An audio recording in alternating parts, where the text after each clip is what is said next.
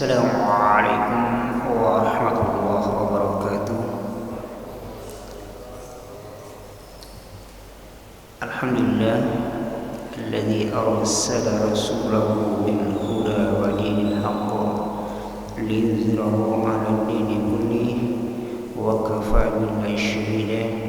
Asyhadu an la ilaha illallah wahdahu la syarika lahu wa asyhadu anna Muhammadan 'abduhu wa rasuluh. Allahumma shalli wa sallim wa barik ala nabiyyina Muhammadin wa ala alihi wa sahbihi ajma'in. Qul fi kitabihil karim wa syaitanir rajim. Bismillahirrahmanirrahim. Ya ayyuhalladzina amanu taqullaha haqqa tuqatih wa la tamutunna illa wa antum muslimun. Shadaqallahu al-azim. Ma'asyil muslimin jamaah surat Maryam rahimakumullah. Alhamdulillah, kita bersyukur kepada Allah Subhanahu wa taala atas limpahan karunia rahmat dan hidayah bagi kita sekalian, terutama nikmat iman, Islam, kesehatan dan kesempatan, sehingga kita mampu menjalankan ibadah kepada Allah Subhanahu wa taala dengan harapan semua kita menjadi hamba-hamba Allah yang senantiasa bertakwa di hadapan Allah Subhanahu wa taala, meraih kebahagiaan di dunia wal akhirah. Amin Allahumma amin. Salawat dan salam senantiasa terlimpah dan tercurahkan kepada Rasulullah SAW serta keluarga, para sahabat dan seluruh pengikut-pengikutnya sampai yaumil qiyamah. Bapak Ibu hadirin sedang jamaah salat maghrib dan isya rahimakumullah. Mari kita kaji sebuah ayat di dalam surat An-Nisa, surat yang keempat pada ayat yang ke-142.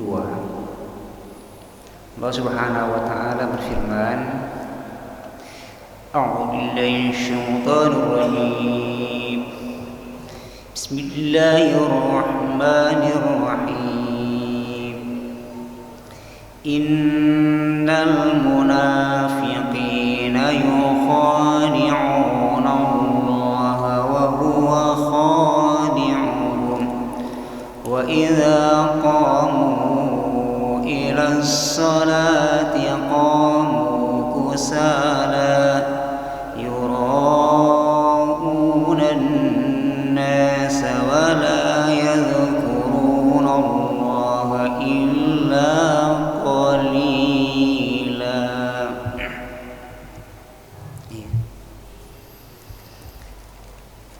Ayat dari surat An-Nisa pada ayat 142.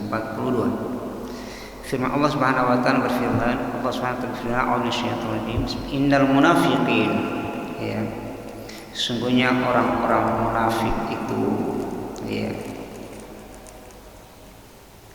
yukhadi'un Allah, mereka ingin menipu, ya, hendak menipu Allah Subhanahu wa taala, tapi dialah Allah wa huwa khadi'uhum, tetapi Allah lah yang sangat lihai menipu mereka.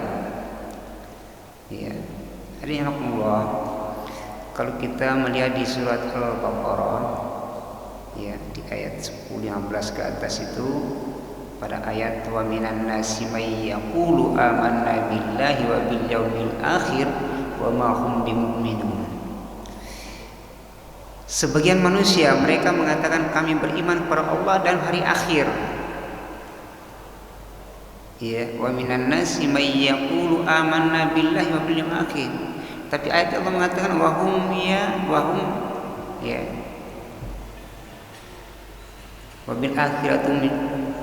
wabil akhiratum yu'minun. Ya. Jadi mereka mengatakan amanna billahi wal yaumil akhir wa ma hum bimu'minun. Ternyata mereka tidak beriman kepada Allah Subhanahu wa taala. Gitu ya.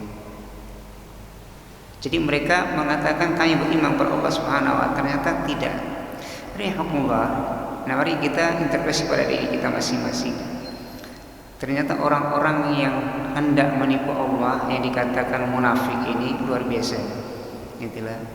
Tetapi Allah mengatakan, sungguh aku yang mahli ya untuk menipu mereka. Gitu ya. Masa Allah menjadi Allah yang menciptakan kita, Allah adalah Al-Khaliq, kita adalah makhluk, kok mau menipu Allah? Allah Karim. Gitu ya. Di hadapan Rasulullah SAW pada saat itu luar biasa, ya. Abdullah bin Sabah, ya, mereka adalah orang-orang munafik. Di hadapan Rasulullah SAW mereka pada saat itu, tetapi mereka di belakangnya menusuk Rasulullah SAW. Ya. Dalam ayat ini Allah menggambarkan sungguhnya orang-orang munafik itu hendak menipu Allah Subhanahu wa Ta'ala. Ya. Tetapi bahwa Allah maha lihat daripada tipuan mereka. Kalau dalam hadis Rasulullah menyampaikan, ya, ayatul munafiqun, tanda-tanda orang munafik itu diantaranya satu, ya, idza hadasa kadzaba, kalau dia berbicara adalah berbohong, ya, ketika diberi amanah dia khianati, ketika dia berjanji dia mengingkari janjinya. Ya, mari kita introspeksi pada diri kita masing-masing, ya. Hadirin Allah, tadi ayat sudah tadi katakan, wa minan nasi may yaqulu amanna billahi wa bil yaumil akhir wa hum, ya. Allah mengatakan ketika mereka mengatakan saya beriman kepada Allah Subhanahu wa taala, gitu ya, wa bil akhirati yuqinun, ternyata mereka tidak beriman kepada Allah Subhanahu wa taala, mempermainkan, ya. Kalau dalam kehidupan kita melihat, ya mungkin bangsa dan negara kita ini sebenarnya umat Islam ya sekian persen, hampir 90%, tapi hukum Islam kita tidak bisa menegakkan di sini. Allah Karim. Nah ini. Jadi kalau kita kaji dalam hal akidah ini, kalau hukum-hukum ini kita tidak bisa terapkan, kita juga termasuk munafik di dalam Allah Karim. Itu luar biasa ini. Kalau kembali kepada akidah, kita introspeksi pada diri kita masing-masing.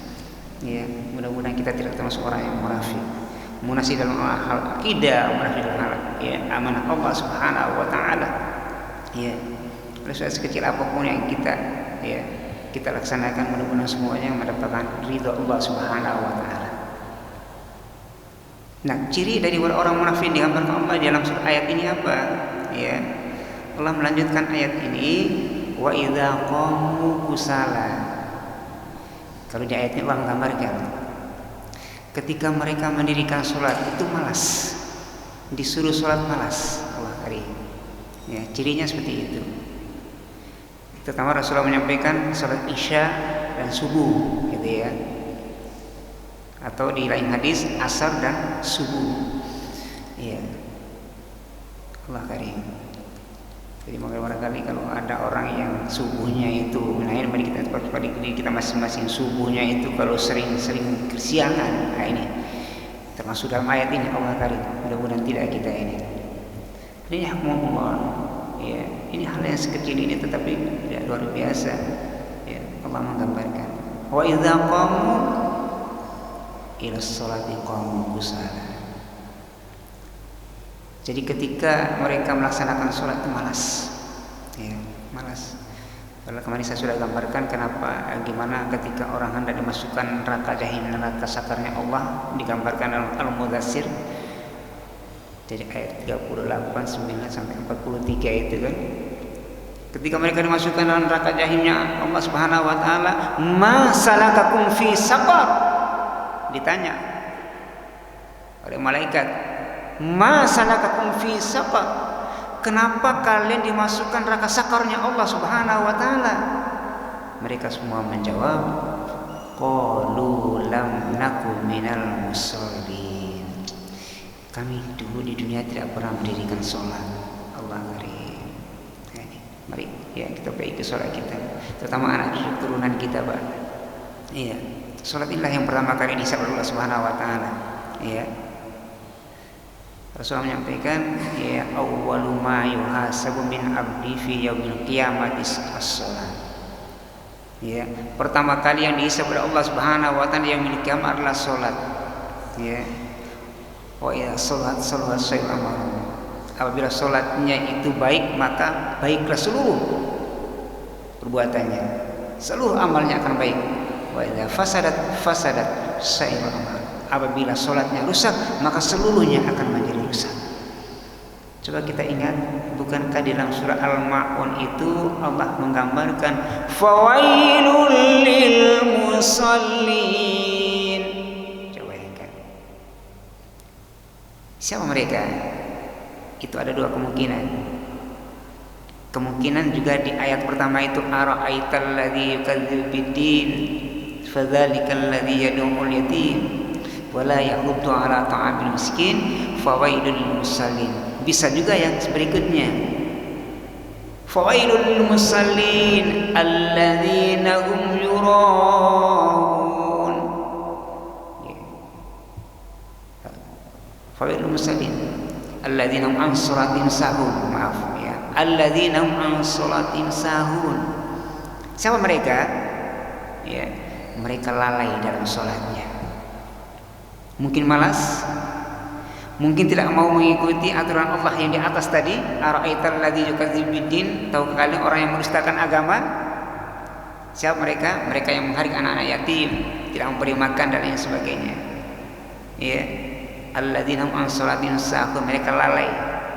Ya, lalai mengikuti aturan Allah, lalai tidak mau melaksanakan ibadah kepada Allah, lalai dan lupa untuk melaksanakan ibadah kepada Allah Subhanahu wa taala. Ya, sebentar lagi kita melaksanakan puasa. Iya, berapa banyak orang yang tidak berpuasa. Ini lalai. Mereka lalaikan perintah Allah Subhanahu wa taala. Imam Al-Ghazali itu menerangkan begini. Ada manusia, ya, tahu perintah, tahu larangan.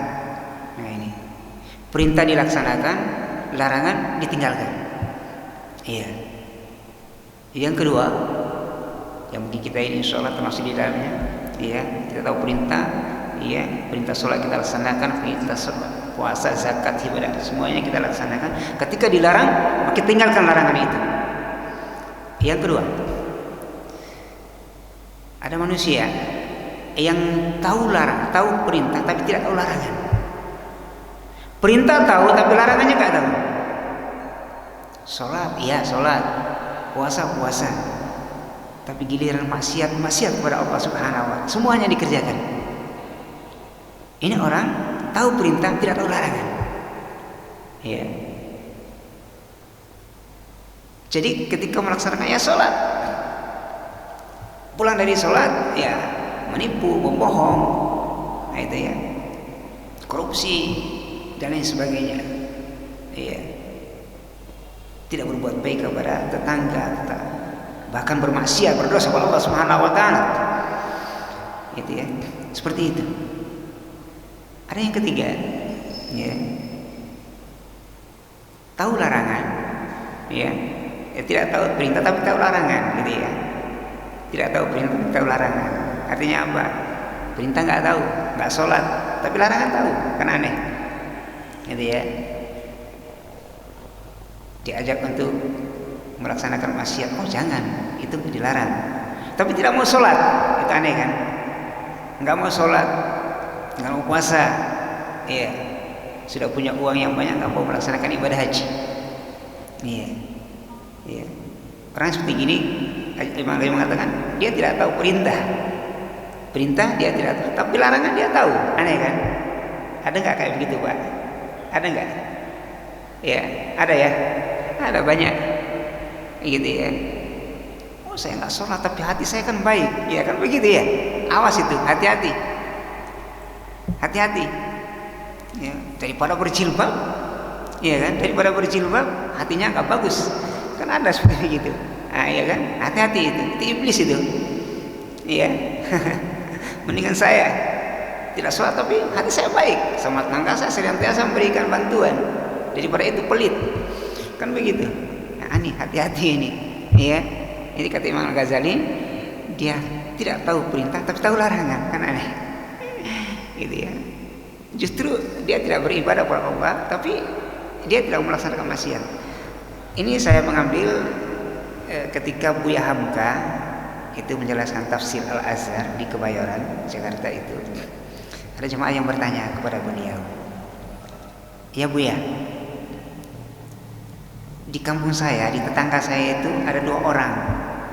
Satu Pak Haji yang setiap hari itu getol untuk melaksanakan ibadah sholat di masjid karena dia punya masjid, Pak Haji. Dan dia pada tahun itu ya, tahun-tahun 70-annya, 80 ke atas itu ya, ke bawah itu sana. Itu kan haji itu setiap tahun bisa ya. Sekarang bisa nggak Pak setiap tahun? Nggak bisa, ya kan? Dulu setiap tahun bisa, siapa bisa, karena memang tidak antri seperti sekarang. Dia setiap tahun melaksanakan ibadah aja ya Bu ya. Iya. Dan setiap waktu pasti di masjid, dia punya masjid, Pak Haji ini. Ya. Tapi Pak Haji ini dengan tetangganya nggak akur, sering marah, sering naik pita, ya. Sedikit disenggol, masya Allah luar biasa, ya. Dibandingkan dengan tetangga saya yang satu itu dia nggak ibadah, ibadahnya nggak seberapa, nggak seperti Pak Haji. Belum juga melaksanakan ibadah haji. Dan saya lihat biasa, nggak pernah di masjid. Tapi kenapa kok akhlaknya kok bagus? Nah, coba bayangkan, akhlaknya kok bagus. Kira-kira Bapak jawabnya gimana nih kalau ditanya seperti itu? Mana yang baik? Antara Pak Haji dengan orang yang tidak sholat tapi akhlaknya bagus. Kira-kira mana yang baik Pak? Menurut Bapak gimana ini? Ada yang bisa jawab? Ada yang bisa jawab? Iya, bisa jawab Pak. Kira-kira Pak Haji yang baik, ya karena dia beribadah, tapi akhlaknya buruk. Atau orang yang tidak melaksanakan ibadah, ya toh, sholatnya nggak seperti itu, tapi akhlaknya bagus. Gimana itu? Hah? Nggak baik semua katanya. Iya. Buya Hamka dengan diplomatis dia menjawab, gitu ya. Memang Pak Haji itu sebenarnya bagus. Kenapa? Hablum minallahnya bagus. Ya, sholat sudah Pak Haji punya masjid luar biasa itu. Tapi sayangnya, gitu ya, akhlaknya. Tapi dia masih malu dengan hajinya. Seandainya dia tidak pernah sholat, begitu diganggu, disinggung, bisa-bisa dia bunuh itu. Tapi dia masih malu dengan ibadahnya. Dia masih malu dengan haji. Sayangnya, akhlaknya tidak seperti orang yang tidak sholat tadi. Pun demikian sebaliknya, yang tidak begitu sholatnya nggak begitu seberapa, tapi akhlaknya bagus, sama. Beliau mengatakan sayangnya ibadahnya tidak seberapa. Coba ibadahnya seperti Pak Haji, oh luar biasa itu.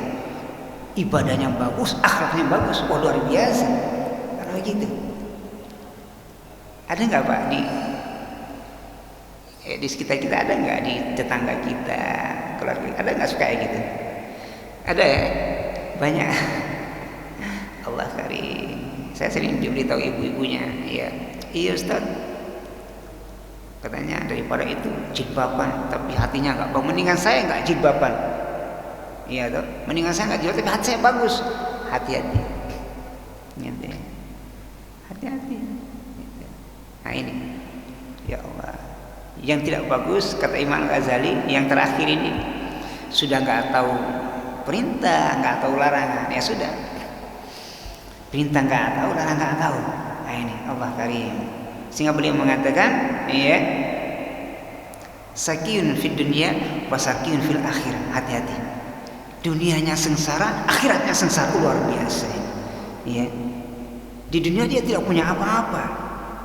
Ya. Sakiyun fid dunya wa sakiyun fil akhirah. Dunia dia nggak punya apa-apa, hidupnya melarat. Ya mohon maaf. Ya.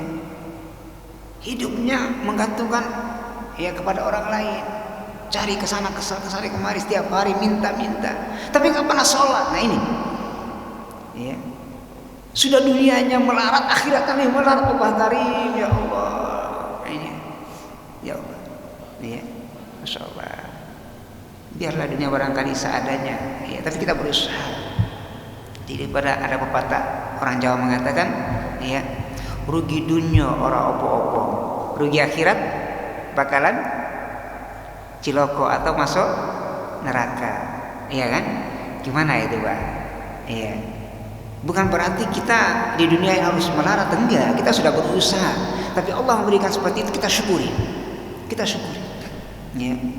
Maka saya mengatakan, ya, tukang beca, tukang sampah, justru dia lebih mulia kalau dia ibadah akhlaknya bagus ketimbang para pejabat tinggi tapi akhlaknya bejat. Benar? Benar, Pak? Iya. Mendingan tukang sampah, ya, begitu datangnya waktu Allahu Akbar, tinggalkan semua, dia datang mandi, berwudu, masuk ke dalam masjid, sholat, akhlaknya bagus, ketimbang para pejabat tapi akhlaknya bejat. Kenapa? Inna akramakum indallahi atqakum. Sungguhnya orang-orang yang termulia di sisi Allah Subhanahu wa taala, orang-orang yang bertakwa kepada Allah Subhanahu wa taala. Syukur kalau sa'idun fid dunya, Imam Al-Ghazali mengatakan sa'idun fid dunya wa sa'idun fil akhirah. Apa itu? Dunianya bahagia, akhiratnya bahagia, luar biasa. Luar biasa ya. Ya. Sa'idun fid dunya wa sa'idun fil akhirah. Ya, dunianya bahagia, akhiratnya bahagia, luar biasa ya. Artinya apa? Dunianya punya apa saja. Ya. Dunianya punya harta, wah masya Allah, punya berusaha, ya, seluruh kendaraan punya, tapi dia ahli ibadah, tawadhu kepada Allah Subhanahu wa taala, tidak pernah membedakan di antara mereka. Kaya miskin dia tidak pernah membedakan, tidak pernah meremehkan manusia. Tidak, dia tawadhu. Qanaah, Allah karim. Ada nggak kayak begitu, Pak? Ada nggak kayak begitu? Ya. Punya jabatan tinggi, punya harta, punya ilmu, tapi dia tidak sombong. Hati-hati, hati-hati, Pak. Ya. Rasulullah menyampaikan, ya, ketika Rasulullah menyampaikan jangan sombong, maka para sahabat, ya Rasul, apakah kami sombong? Kami pakai baju yang bagus, minyak wangi, pakaiannya bagus untuk melaksanakan ibadah kepada Allah. Apakah itu merupakan pamer? Sombong? Rasulullah mengatakan, lah, sombong itu bukan itu. Rasulullah menyampaikan, sombong itu adalah batrul haq wa ghamtun nas. Sombong itu adalah menolak kebenaran dan meremehkan manusia. Hati-hati, hati-hati. Jangan sampai senantiasa sombong untuk meremehkan manusia di antara kita. Jangan sampai, hati-hati. Ya, ini saya kembali. Ya, seperti itu. Ya, mudah-mudahan kita termasuk golongan orang-orang yang tidak seperti ini. Ya, fawailul lil musallin. Ya, neraka wail bagi orang-orang yang sholat. Allah karim. Mereka lalai. Ya, lalai daripada tumaninanya, lalai daripada segalanya. Mungkin mereka senantiasa mengundur waktu dan lain sebagainya. Ya, lalai untuk melaksanakan perintah dan, ya, aturan syariat Allah Subhanahu wa taala, itu lalai. Berikutnya, nah ini barangkali inti yang mungkin pembahasan yang paling, ya, ini di sini, ya. Kalau mengatakan tadi, ya, wa idza qamu ila sholati qamu kusala. Iya, ketika mereka mendirikan sholat, mereka senantiasa malas, ya, berbagai macam, ya, alasan. Berikutnya Allah menyampaikan, ya, sifat orang munafik ini, yakni yuraunan nas. Ini hati-hati, hati-hati, Pak. Yuraunan nas. Kalau mereka pun melaksanakan ibadah, melaksanakan amal soleh, maka mereka senantiasa melakukan itu untuk mendapatkan ria daripada manusia, ingin dipuji. Hati-hati, ini ayat Allah. Hati-hati, Pak. Ingin dipuji. Tadi saya katakan kadang-kadang sombong, ya, hati-hati. Ya, kalau bukan saya, ini hati-hati. Atau melakukan itu untuk pamer dan lain sebagainya. Di dalam Riyadhus Shalihin, ya, mungkin bisa dibaca di awal-awal pembahasan itu tentang ikhlas. Ya, itu di situ Abu Hurairah menyampaikan, ya, ada 3 manusia nanti di akhirat nanti itu di Riyadhus Shalihin. Ya, biasa sudah sering dikaji di sini itu. Ya, bisa kalau punya Riyadhus Shalihin bisa dibaca di sana itu. Itu riwayat Abu Hurairah itu menyampaikan. Nanti di akhirat nanti ada 3 golongan. Pertama dihadirkan. Ya, ketika dihadirkan lalu ditanya, "Loh, amalan apa sehingga engkau hendak dimasukkan surganya Allah Subhanahu wa taala?" "Oh, saya dunia Allah berjihad fi sabilillah." Ila likamitillah. Saya berjihad, mati di medan perang.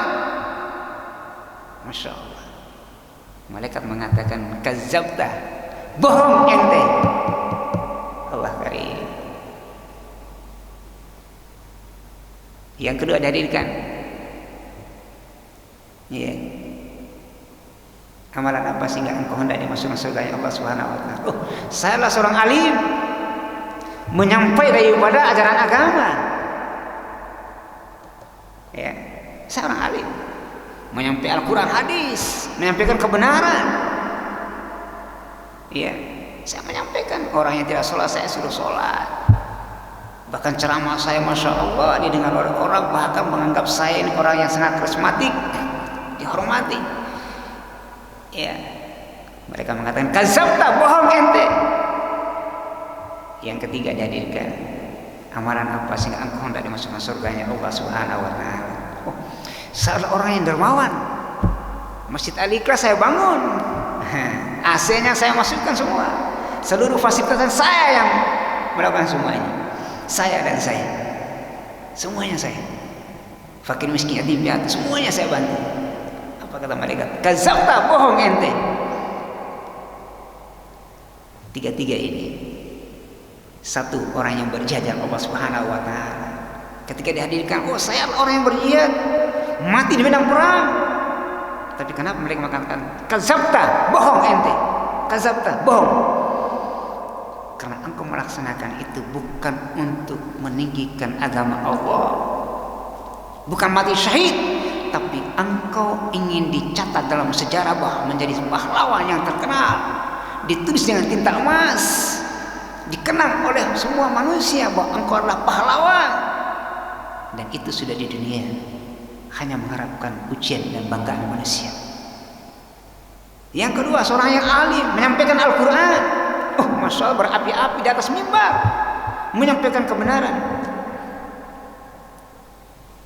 Tapi apa kata jawab daripada malaikat? Kazabta, bohong ente. Kenapa? Dunia kau menyampaikan Al-Quran, hadis yang benar, mengajak orang untuk melaksanakan ibadah kepada Allah, benar. Oh, ceramahmu bagus sekali. Ya, dikatakan oh luar biasa ceramah Anda ini. Jangankan ceramah, Anda berjalan saja orang kagum, Anda berbicara seorang kagum. Kenapa? Karena engkau ingin menjadi orang yang terhormat dan menjadi orang yang karismatik, ditokohkan oleh umat.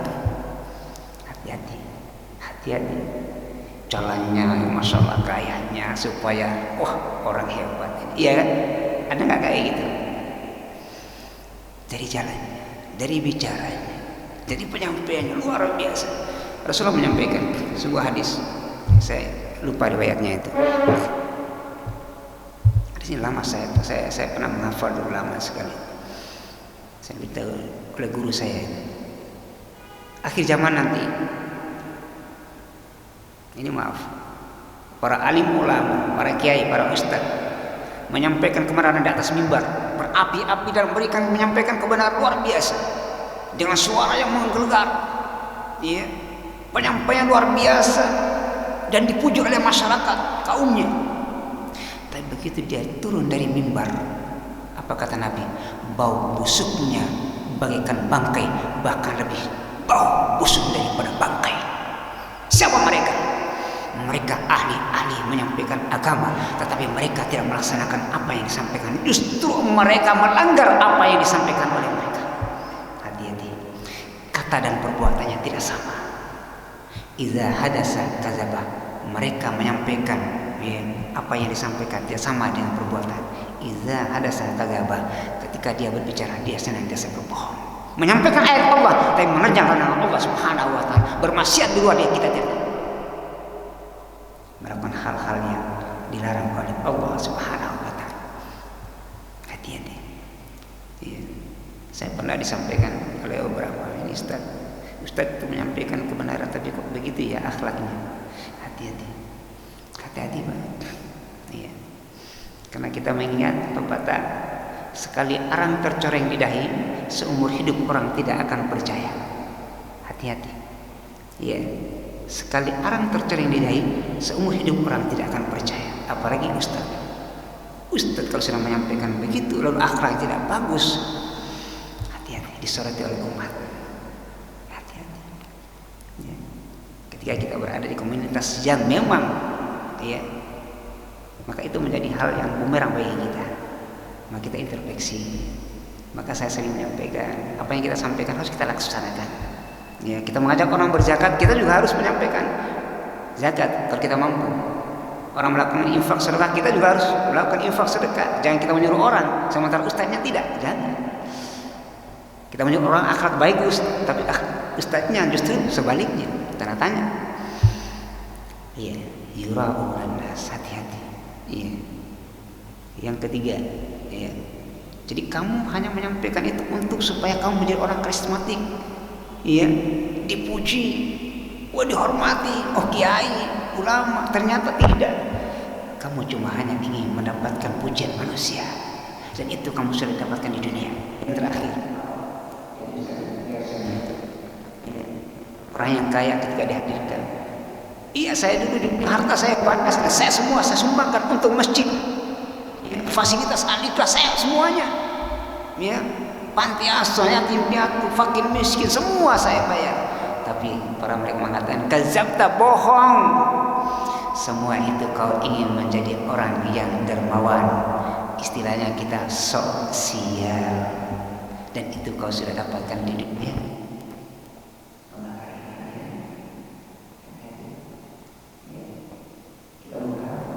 Seluruh harta kita keluarkan amal, ternyata kita dapatkan semua itu kecuali ya kerugian. Hanya hati-hati, ya. Kita mengira bahwa kita untung, tapi ternyata kita rugi. Hati-hati.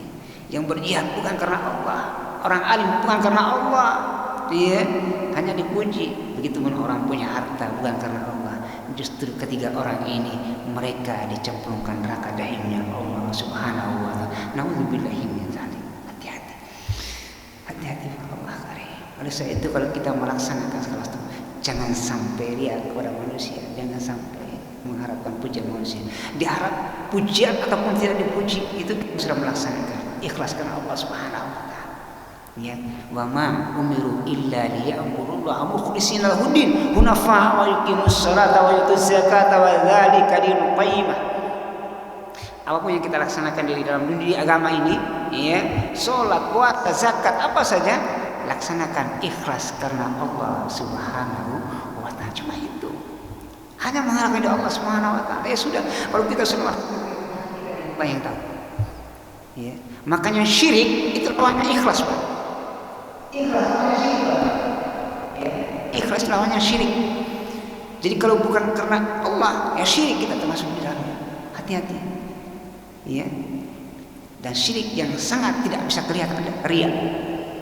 Makanya Rasulullah mengumpamakan syirik itu seekor semut hitam yang berjalan di atas batu yang hitam legam, dan dia berjalan di malam hari dan malam itu yang gelap gulita.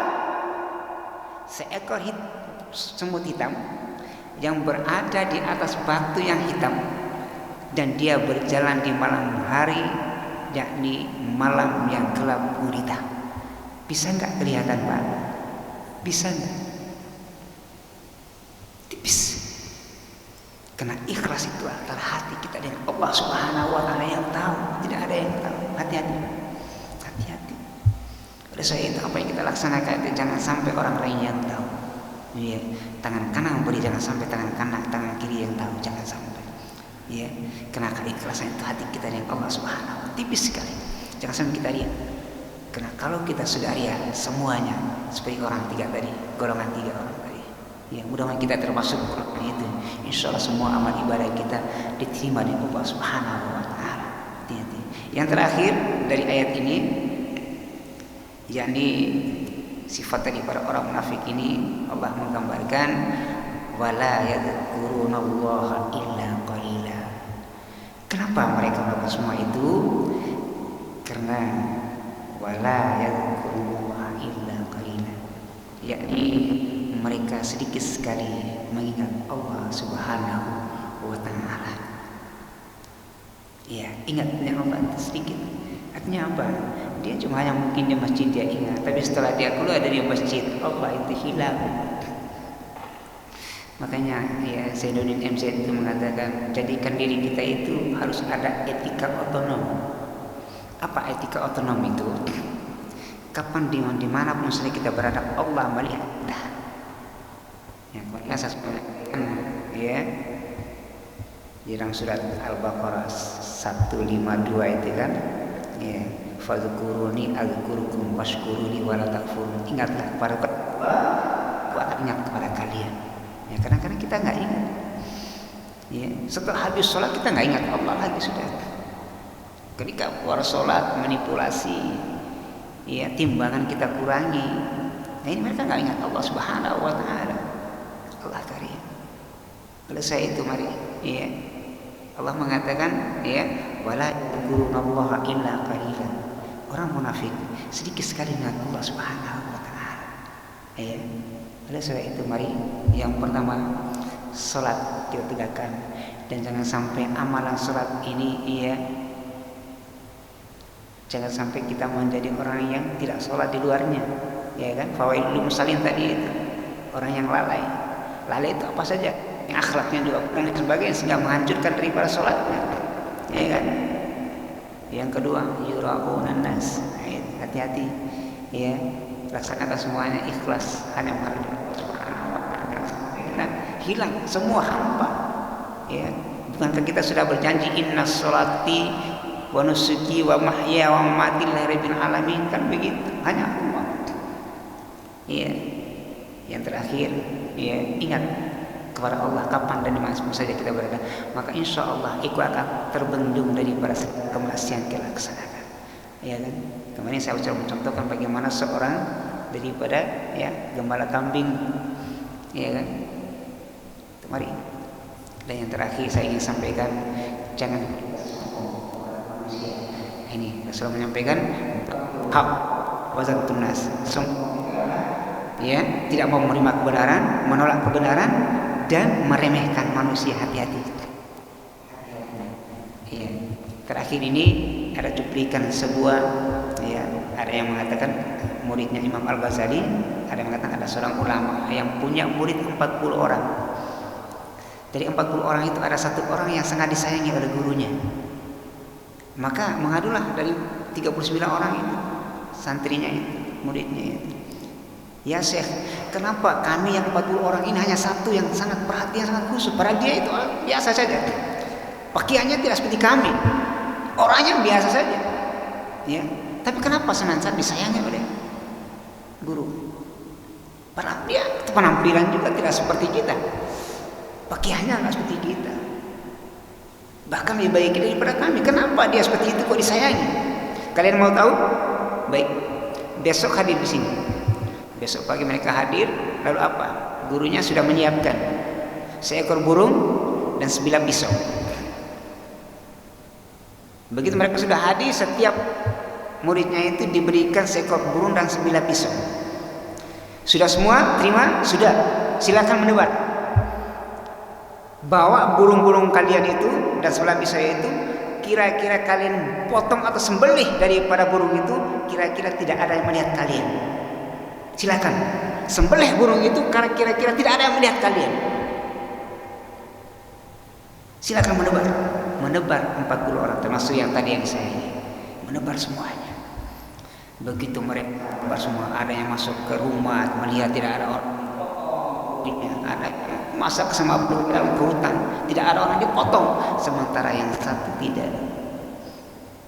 kemanapun dia tidak bisa membantunya.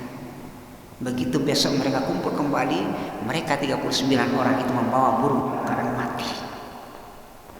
Sudah kalian semua menyebut itu potong burung kalian masih sudah. Burung semuanya 39 orang membawa dalam keadaan mati. Dikumpulkan. Satu orang tadi yang disayang oleh gurunya, loh kenapa kamu kok tidak menyembelih burung yang saya kasih? Maafkan saya Tuan Guru. Kenapa? Kenapa? Kemarin kan saya sudah menugaskan kalian semua memotong burung itu. Kira-kira tidak ada yang melihatnya. Benar. Tuan Guru kemarin memesan supaya kami memotong atau menyembelih burung ini tanpa tidak satupun yang melihat kami. Tapi kemanapun saya pergi, wahai Tuan Guru, Allah senang melihat atasnya saya. Saya tidak bisa menyembelih ini karena Allah mengawasi saya. Allah mengawasi saya. Maka saya mungkin memeluk burung ini. Allah melihat saya. Apa kata Tuan Guru tadi? Wahai seluruh murid-muridku, ketahuilah yang kemarin saya suruh menugaskan kalian, tetapi yang satu ini yang kalian kemarin kepada saya tidak menyembelinya karena dia punya Allah. Fa'aina Allah, di mana tak Allah? Allah maka dia tidak berani untuk memotongnya. Kenapa? Karena dia etika Allah pada dirinya. Dia punya harga diri. Walaupun kalian meremehkan dia, tapi dia punya Masya Allah. Dia punya Allah. Dia tidak mau melakukan hal-hal yang di luar daripada larangan Allah. Coba lihat. Ini artinya apa? Dia punya etika otonom. Hati-hati. Ya. Kapan dan mana saja kita berada, Allah pasti melihat kita. Sekecil apapun kita laksanakan, baik dan buruk. Faman ya'mal mithqala dzarratin khairan yarah, wa may ya'mal mithqala dzarratin syarran yarah. Sekecil apapun, kebaikan, keburukan, semuanya pasti akan terlihat dan dicatat dan akan diperlihatkan oleh Allah Subhanahu wa taala. Saya kira itu demikian yang dapat saya sampaikan. Mungkin ada hal yang dipertanyakan, silakan.